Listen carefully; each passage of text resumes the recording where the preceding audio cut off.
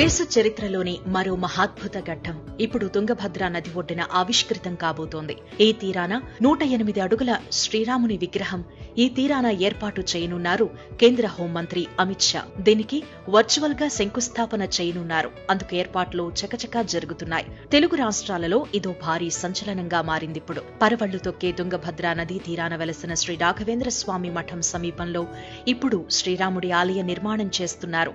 మంత్రాలయానికి 1/2 kilometre దూరంలో మంత్రాలయం ఎమ్మిగనూరు మధ్యలో జాతీయ రహదారిని ఆనుకుని దాదాపు 10 ఎకరాల్లో ఈ శ్రీరాముల వారి గుడి ఏర్పాటు కానుంది. అందులో భాగంగా ముందుగా 108 అడుగుల అతి భారీ శ్రీరాముని విగ్రహం ఏర్పాటుకు జై శ్రీరామ్ ఫౌండేషన్, మంత్రాలయం మఠం సిద్ధమైంది.